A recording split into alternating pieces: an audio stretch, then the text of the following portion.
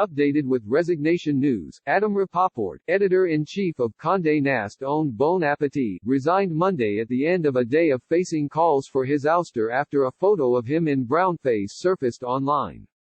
Adding to the swirl of controversy on social media, editor Sola El-Waylly also charged that she earns less than less qualified co-workers and is not paid at all for video appearances, contrary to her white colleagues.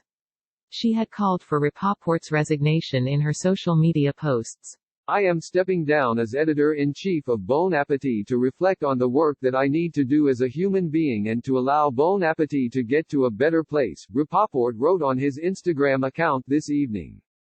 The outcry over the photo and the pay disparity had prompted a deluge of angry replies to a tweet from the magazine on Sunday pointing to an article supporting black-owned restaurants.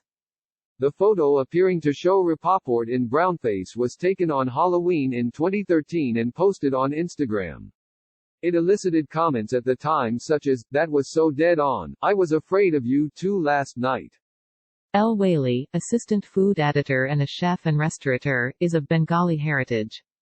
On Instagram, she joined calls for Rapoport's resignation. She also said that she had been pushed in front of video as a display of diversity, but has made $50,000 during her 10-month stint at the magazine, less than many co-workers despite her 15 years of food industry experience. Plus, she added, currently only white editors are paid for video appearances. None of the people of color have been compensated. She ended her post by saying, "Let's use this opportunity to clean house and make real change." Research director Joseph Hernandez tweeted, "I'm likely courting internal reprimand, but I'm appalled and insulted by the EIC's choice to embrace brownface in the photo making the rounds. I've spent my career celebrating Black, Latinx, Indigenous, Asian, and POC voices in food, and this feels like an erasure of that work."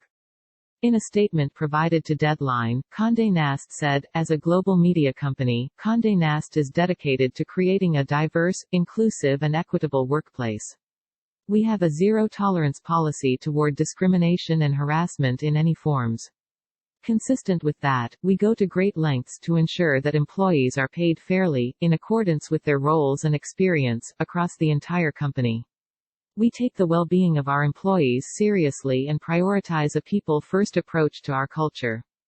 Condé Nast, which also owns such major magazines as The New Yorker and Vogue, is in the midst of a makeover under new CEO Roger Lynch, who comes from a tech-centric background outside of the media industry. Prior to his arrival, the decline of print advertising already had prompted the company to shift its focus to digital platforms, with a particular emphasis on digital video. With the explosion of viewing and, more recently, streaming, brands like Bon Appétit have gained traction given their lifestyle focus and highly social programming.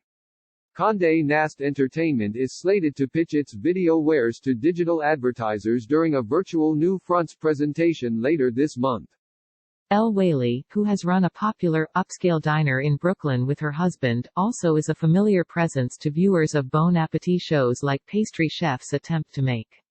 In one of its episodes produced in the magazine's test kitchen, it presents an effort to produce a gourmet take on Andy's mints. El-Waylly is seen showing the co-hosts about how to temper chocolate and properly add mint flavoring to white chocolate after several of their unsuccessful attempts.